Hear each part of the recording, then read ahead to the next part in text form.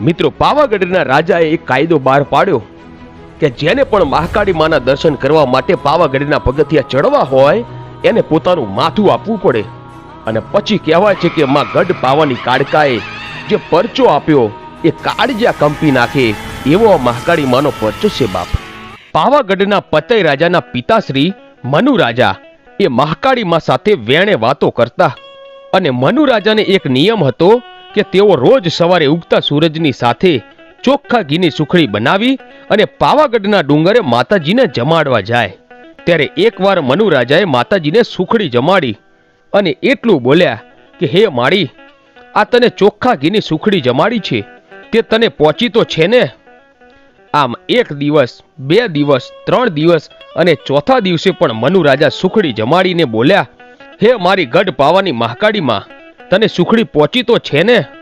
ત્યારે મારી ગઢ પાવાની કાળકા બોલે કે હે મનુ રાજા, એક 1.25 શેર ઘીની સુખડી જમાડે છે, એમાં તું મને 4 વાર તો પૂછે છે. તે તો ઘીની સુખડી જમાડી, પણ આ જગતમાં અમુક માણસો મને એના માથા પણ ચડાવવા વાળા પડ્યા છે. આ માતાજીના શબ્દો મનુ રાજાને ખોટા લાગ્યા અને તે માતાજીને વિવાદ કરે છે કે હે માળી, તને કોણ માથા ચડાવતું હશે, હું પણ જોઉં છું. પછી તો મનુ રાજાએ પાવાગઢના ડુંગરના પગથિયે લખી દીધું કે જેને મહાકાળી માનું માથું ચડાવવું હોય એ જ આ ડુંગર ઉપર પગ મૂકે, નહીતર કોઈએ ચડવું નહીં. આમ કરી રાજા ડુંગરેથી ઉતરી ગયો અને ત્યારથી 1 દિવસ, 2 દિવસ અને એમ કરતા કરતા 3 મહિનાના વાણા વાઈ ગયા. માણસ તો ઠીક, પણ કોઈ ચકલું પાવાગઢના ડુંગરે ફરકતું નથી. ત્યારે ગઢ પાવાની કાળકા વિચાર કરે છે કે આમાં કરું તો શું? પછી મહાકાળીમાં પાવાગઢથી સમડી બની ઉડતા ઉડતા આકાશ માર્ગે ચાલતા થાય છે. ત્યારે ગંધરૂપ મશાણ અને એની બાજુમાં બાબા બાળીનાથ તપસ્યા કરી રહ્યા હતા. રાતના 12 વાગ્યાનો સમય બન્યો અને માતાજી આકાશ માર્ગે ઉડતા ઉડતા જાય છે. ત્યારે બાબા બાળીનાથને અંતર ધ્યાનથી જોયું કે આહાહા, આકાશમાં કોઈ દેવી જાય છે.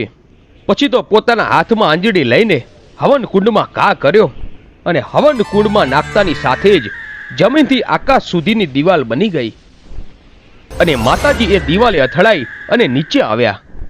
બાળીનાથ જેવો તેવો બાવો નથી, પણ જુગ જુગનો જોગી હતો અને દેવીને કહે છે કે હે દેવી, કેમ અત્યારે? ત્યારે ગઢ પાવાની કાળકા વાત કરે છે કે મારે અને મનુ રાજાને વિવાદ થયો છે કે મને માથું ચડાવે એવો માણસની શોધમાં હું નીકળી છું. હે બાળીનાથ બાબા, મને માથું ચડાવે એવો માણસ કોઈ છે ખરો? અને તે દી બાબા બાળીનાથે મહાકાળી માને એટલું કીધું, હે દેવી, ઉજ્જૈન નગરીમાં રાજા વિક્રમનું રાજ ચાલે છે. એ એક જ એવો પરાક્રમી રાજા છે કે એ તમને માથું ચડાવે, બાકી તો આ દુનિયામાં કોઈ પોતાનું મસ્તક ના આપે. ત્યારે સવાર પડી બાબા બાળીનાથ અને મહાકાળીમાં ઉજ્જૈન નગરીમાં આવે છે. ત્યારે સવારે વિક્રમ રાજા પોતાની ગાદીએ આવીને બેઠા અને બોલ્યા, કોઈનો ન્યાય, કોઈનો ગુનો? ત્યારે બાબા બાળીનાથ એટલું બોલ્યા કે હે મહારાજ, તમારા દરબારમાં કાળા માથાના માનવી અપરાધ કે ગુનો કરતા હશે અને ન્યાય માગતા હશે, પણ આજના દરબારમાં તમારી પાસે ન્યાય માટે એક દેવી આવી છે. પછી વીર વિક્રમ મહાકાળી માને જોતા જ ઓળખી ગયા અને લાકડી પડે આમ પગમાં પડી જાય છે. બોલો માં, આજે મારા દરબારમાં તમારે કેમ આવવું પડ્યું? મહાકાળી માં બોલ્યા કે વિક્રમ, પાવાગઢના ડુંગરે મનુ રાજા મને 1.25 શેર ઘીની સુખડી જમાડતા જમાડતા 3 વાર બોલ્યો. ત્યારે મેં એમ કહી દીધું કે મને સુખડી જમાડે છે, પણ દુનિયામાં મને મસ્તક ચડાવવા વાળા પણ પડ્યા છે. તો હે રાજન, મને મસ્તક ચડાવે એવો માણસ જોઈએ છે. ત્યારે વીર વિક્રમ બોલ્યો, હે માળી, તને મારું મસ્તક તો ચડાવું, પણ મારી એક શરત છે. કે બોલ વિક્રમ, તારી શું શરત છે? કે માળી, મારા રજવાડામાં કોઈ માણસનું મૃત્યુ થાય ને તો એનું શબ લઈને સ્મશાનમાં જઈએ ને ત્યારે 4 ખાંડિયા જે શબને ઉપાડીને સ્મશાન ગયા હોય ને એ પાછા આવતા નથી. ત્યારે માતાજી બોલ્યા કે આવું કેટલા સમયથી થાય છે? કે માળી, ઘણા વર્ષોથી થાય છે. અને ત્યારે વિક્રમ રાજાના રજવાડામાં મારી મહાકાળીમાં રોકાય છે અને અમુક સમય પછી એક વૃદ્ધનું અવસાન થાય છે. ત્યારે શબની સાથે મારી ગઢ પાવાની કાળકા અને બાબા બાળીનાથ સ્મશાન યાત્રામાં સાથે જાય છે અને માતાજી કાળકા જોવે છે કે 4 ખાંડિયાને પછાડીને એમની આંખો કાઢીને 4 જોગણીઓ અને એમનો ભોગ લે છે. અને જ્યારે જોગણીઓ માણસને મારીને એના કાળજા કાઢતી હતી ત્યારે મારી ગઢ પાવાની કાળકા બોલે છે કે હે જોગણિયું, તમે આ માણસનો અપરાધ કેમ કરો છો? અને તે દિવસ આ જોગણિયું એટલું બોલી કે બાઈ, તમને તમારા મંદિરે કોઈ કાળા માથાનો માનવી નિવેદ ધરાવતો હશે, પણ અમને અહીંયા કોણ નિવેદ ધરાવવા આવે? અને તે દિવસે જોગણીઓએ એટલું કહ્યું કે અમને નિવેદ દેવા કોણ આવે? ત્યારે મારી કાળકા બોલી કે હું એક વાત કહું? હા બોલો.